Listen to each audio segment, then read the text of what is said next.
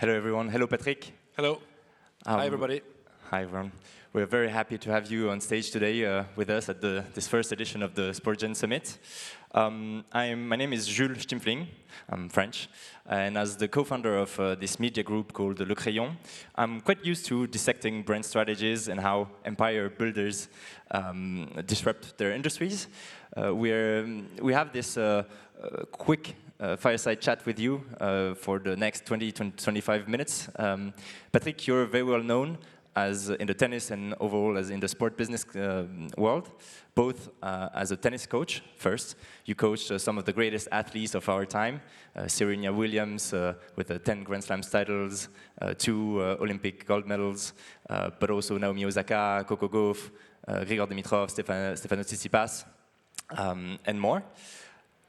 What we're going to focus here about today with you is more your entrepreneurship and how you built, how you became a founder. And that's the panel title, From Coach to Founder, Building Stars, Brands, and Leagues. So starting with your academy, Patrick, because you're, as you were introduced, you built a league, the UTS league, and we're going to have a word about it. But I want to focus first about your academy. So the Mouratoglou Academy, French Riviera, and all around the globe, is a trademark institution now and the largest academy in the world. How did you replicate this trademark bespoke coaching that is yours without formatting talents? Well, that was my idea from day one. First of all, I did not become a coach because I thought I would become a coach. It was completely random, like most of the things I've done, by the way. It's just one opportunity arises and I take it and I'll see where it leads me. I had a plan for my tennis academy. I did my tennis academy on purpose. I started in 1996, so 30 years is this year. We're celebrating the 30th anniversary. Exactly. Congrats. Thank you. And I was renting 2 courts in a club. That's how I started. I had a big goal in my head. I wanted to create the best academy in the world, but I never thought I would become a tennis coach. That really happened randomly, like a lot of other things. But this being said, when I started in 1996, I had really a clear idea of how I wanted my academy to work on the sports side, which was very different from what was happening in all the other academies and the federations around the world. Because at that time, there was one leading academy that was Bollettieri. I know all of you have heard about him.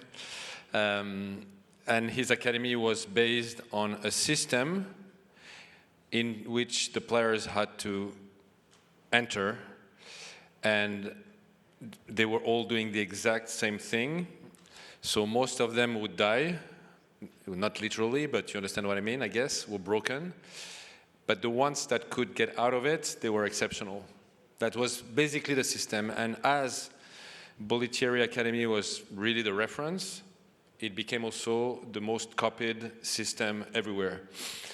And when I started, I had the exact opposite view, because I thought these kids, they're already great. They have something exceptional. We can't break them. This is unacceptable. But I really felt that. I had so much respect for the players. And I thought, no, our mission is to ideally make everybody succeed and find a way to bring everyone to use fully his potential. And that was the idea. So I thought the only way for us to help everyone use fully his potential is to do something that is adapted to each and every one. And this is what I started. First, it's what I said publicly from day one. And actually, everyone in the tennis world told me it's impossible, it will never work, because every time you say something different or do something different, everybody's against you. You know how it is. And then until you've succeeded. And then 10 years later, everybody was trying to copy my system. So that's basically it. Did I answer the question? Yeah, or no? sure. Okay. So, with an academy of this size and massive like infrastructures, both on the French Riviera and also in various, you have 23 sports centers with 5 owned academies, including 3 in the US, 1 in Malaysia. You must have high operating costs. How do you balance the premium character of your coaching and your academy with true meritocracy in order not to fall for the trap of money and wealth-based selection? You created a Champ Seed Foundation. I did, yeah. Can you tell us about it? I understand the question makes a lot of sense because first we're a premium brand because I believe that the way we operate is unique in the world, and we are in premium also hotels and yeah, premium places. But there are a lot of young players that have potential, and of course, if the selection is made on the money, then it's terrible. And actually, that's what's happening in tennis in general, because for a kid to succeed in tennis, it's extremely expensive. Probably around 100,000 to 150,000 euros per year when they start to be 15 years old, something like this every year. So let's say that 99% of the parents can't afford that. That's why they're supposed to be federations and sponsors to help them. But I've seen throughout my career, because I was a lot on the junior tournaments, because I wanted to scout all the players that I thought were interesting for us to work with. I've seen so many kids with a huge potential not being able to succeed for financial reasons, and I thought that this is really bad to see.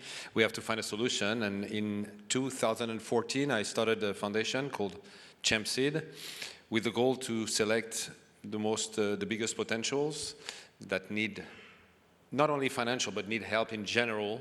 But anyway, when they need financial help, they also need any kind of help, because the money is also here to pay for the right coach, the right fitness coach, the right medical team to support them and travel with some of those people. Otherwise, the job cannot be done on a daily basis.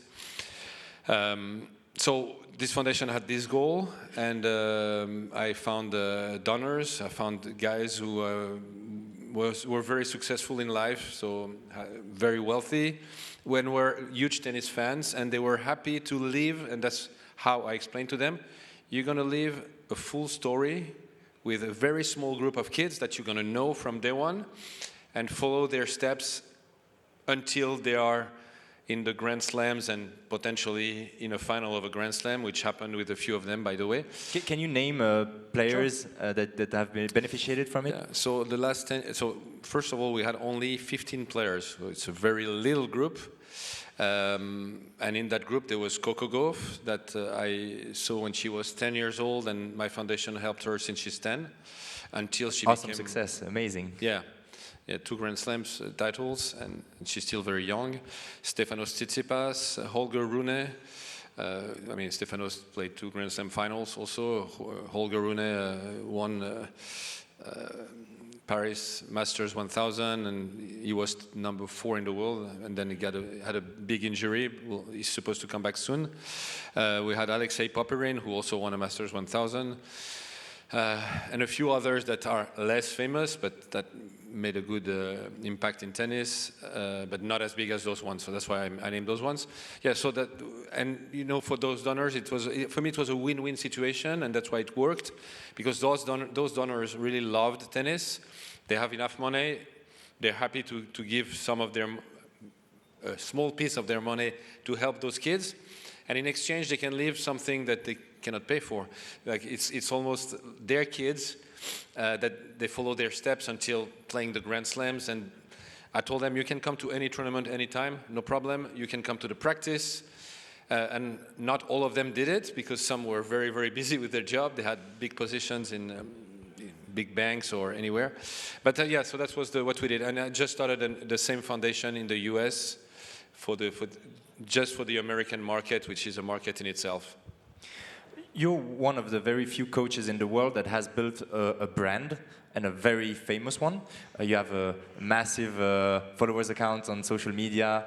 You post content on a very regular basis. You had a spotlight in a Netflix show.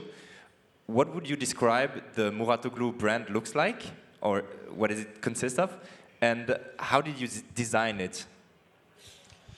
It's a good question. It's strange because it's my name. Actually, it was not my name. My academy's name was Mouratoglou Academy. Bob Brett was, when I started my academy, was the best coach in the world. At that time, he was the coach of Boris Becker, who became #1 while with him, and then Goran Ivanisevic, who became #2 while with him. He was really the big name, and I convinced him to give me his name for my academy, and we worked together for 6 years. But one day he left. He left and he started his own tennis academy with his name. And so my brand I lost, and my brand that I built, my brand, it's his name, but I built that brand for 6 years, and suddenly it becomes my biggest competitor. So I thought this... Quite a challenge. I made a very stupid move. So I said, the only person that is not going to do this to me is me. So then I decided to put my name. And as I was not a coach, I thought, it makes no sense, the name of an academy, which is somebody that is in an office all day. So I said I brought all my team together and I said, guys, I'm going to put my name, and I explained why. But I have to become a coach, and I have to be a top coach. And everybody laughed in the room. It was my coaches, my fitness coach, everybody laughed. And they said, what are you talking about? You never gave a tennis lesson in your life. And I said, that's true, but be careful, I learned very fast. And was in 2003. 3 years later, my player that I was coaching was in the final of the Australian Open against Roger Federer. He was up actually a set, a break, and I had point for double break in the second. He lost the match. But a lot of people lost against Roger Federer. Whose fault was it, yours or his? Marcos Bagdatis, yeah. Sorry, whose coach? No, whose fault? Fault, always mine. So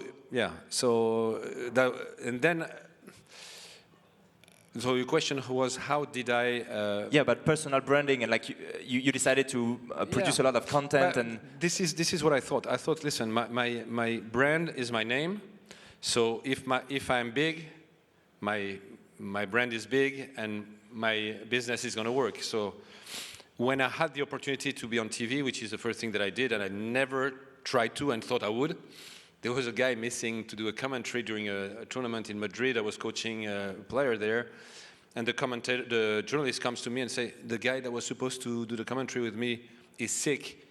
Can you come and replace the guy? I said, sure. And that's exactly how I started. And then they liked it. I did a second one, third one. A few months later, I was live on TV on Eurosport every day during Roland Garros.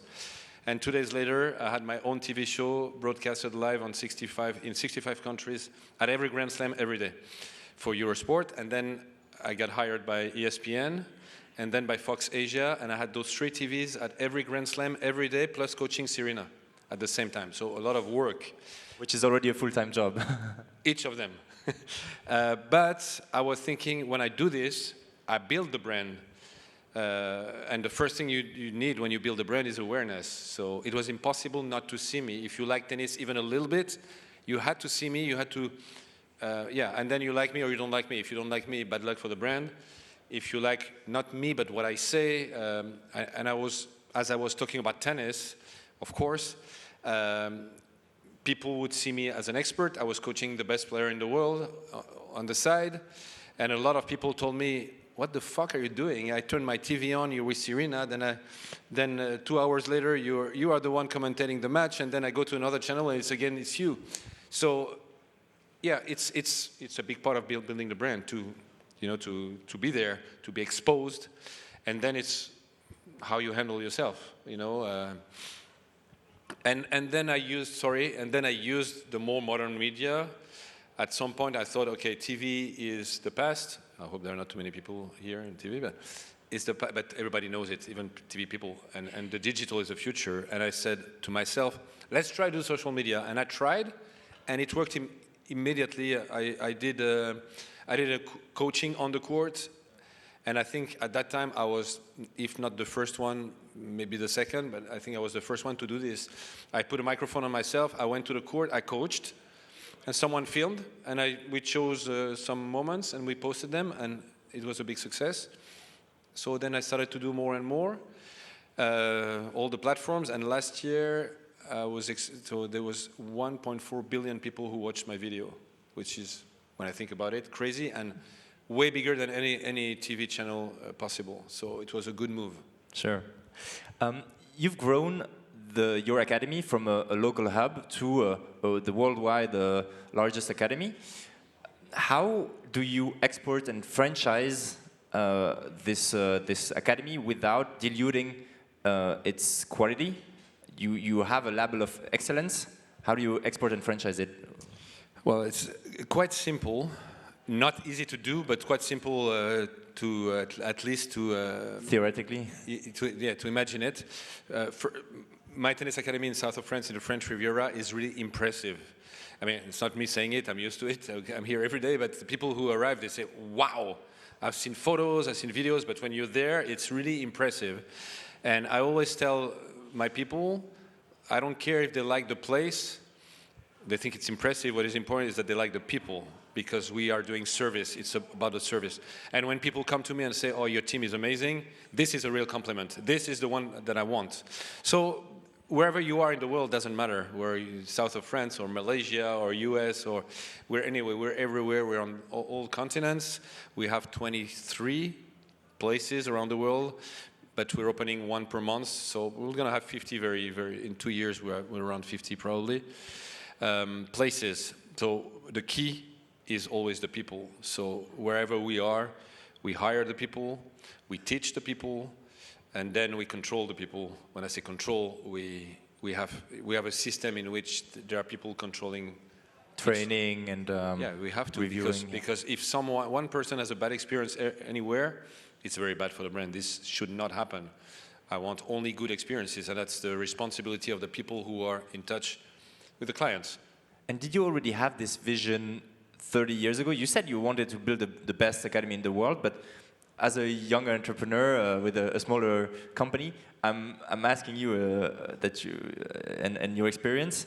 Have you been opportunistic? Like, have you seen opportunities, for instance, building the UTS league, because you've seen that media consumption and sports consumption had changed, or did you know back then that you wanted to build this and that?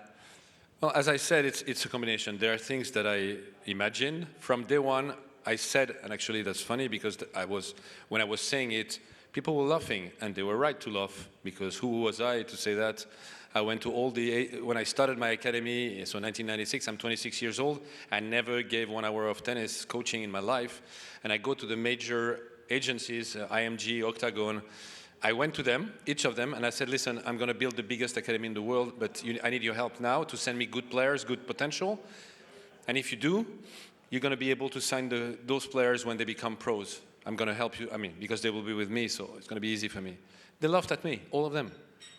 Who's that guy? So, and it's normal. But I had this vision for sure. Now, of course, life is you have so many opportunities, and I think it's important. Of course, you need to think before taking one, but if you don't take one opportunity because you're scared, then you should definitely take it, 100%. But when it's business, of course, you have to think, is it good, does it make sense, etc., etc. But I never thought, for example, I would expand and I would open others. Never, and for 15 years, I refused all the offers because I had several. Every year, I had maybe 10 people around the world that had a facility or wanted to build one with me and saying, okay, can we do this together? I said no because I said no. Until I'm 100% sure that what we are doing in my academy is perfect, I don't want to try to go somewhere else. And I never thought I would. And then one day, I felt we were ready for that. And then once we decided, then we went full. Of course, we need a full organization around it to make sure, as you said, to deliver the same quality anywhere. And I wanted to be sure we can do that. But then, yeah, then we're ready, and that's what I said. In 2 years, we're going to have 50. locations. So you have a vision for the next 2 years. Can you tell us about your vision like a little bit further? Do you already know where you'll be in 5 or 10 years? And essentially with the UTS, you renewed the world of tennis and you're trying to renew it. Are you going to focus on the UTS and developing UTS? Is it the academy? What's up for your brands? Well, I mean, it's not. And what can we expect also in the tennis world to change most in the next years? It's not either or. I'm going to do everything, and we do a lot of other things. By the way, we have other businesses. We have trampoline parks. We started 2 other businesses, big businesses in the US. So we can do everything. This is not a problem. UTS is a very interesting project because for several years I knew that something had to be done. I didn't know I would do it, but I knew something had to be done for our sport and for other sports actually, because when the fan base is getting older and older and is over 60 years old, and every year this fan base is 1 year older because our sport doesn't bring new fans, then it's worrying for the future. Actually, it's a death announced. It's 100% sure. Unless we find a way to, again, convince new fans to become tennis fans, or younger fans, but we don't. So, and then I thought, why? And it's so obvious. You know, the world, the way people consume those type of content has changed so much those last 10 years, and tennis is the same for 100 years. It doesn't work. I mean, nobody would think about creating tennis today because the guy would be sure to be bankrupt, 100%. It's still super powerful because it's the second biggest sport in the world. It's maybe the third, whatever, but there's 1 billion fans. Once you fall in love with tennis, it's for life. And people of my generation are still tennis fans, of course, and I am still a tennis fan because I come from another generation, but a new generation, no. They would go to the stadium for Roland Garros, of course. Who doesn't want to go to Roland Garros? But this is not being a fan. Being a fan is following tennis all year long, knowing the results. This is the real fan. So only average 61 years old, the tennis fan. So, but the format is too old. It's too slow, way too slow, too much downtime. It fits none of the criteria of what people watch. So then I thought, okay, let's create something that is tennis, but fits all those criteria, and we see if younger fans start to become fans of UTS. And opportunistic also, why? Because when COVID hit, we were all at home, all the players were not playing anymore, they were dying to play matches, and I thought, it's an incredible window for us. They're all free. I can have the best players in the world immediately, and I create a brand. And in 8 weeks, from a piece of paper empty, I created UTS on the paper, and 8 weeks later, we were playing with 8 of the best players in the world, broadcasted in 100 countries live. That was, with a cheer umpire, with everything. That was crazy. Of course, the stadium was empty because it was COVID, but doesn't matter. We were everywhere, and that's how we started. So there was a vision, and the opportunity was the COVID that gave us this window. Thanks. Awesome to know about that. As a last word, would you tell us what percentage of you is still a coach versus the founder you've become? I mean, if you ask me in terms of time spent, the percentage of coach is 10%. But in my heart, I will always be a coach. I think by chance I became a coach. Again, it was not planned. And I completely fell in love with that job. I mean, it's the job of my life, without any doubt. But, I have to adapt to the situation. Our business is growing and it's becoming really big. And I think it's really incredible that we are where we are now. So I don't want to miss that moment. I don't want to make mistakes. So I decided to put coaching on the side. We'll see what happens in 10 years. But I have to focus on the business. So, but again, if you coach one day, I think, and you really like coaching the way I do and see coaching the way I do, which makes it, I think, incredibly interesting. And I just want to say a few words about it. I see coaching as, we talked about it before, being a chameleon, because I think there is an ideal coach for each player, but it's someone different. And you have to be that person. So a different person with each of the players. Why? Because everybody's different. You need to communicate completely differently with everyone, completely, sometimes opposite, whether this player or this player, completely opposite personality.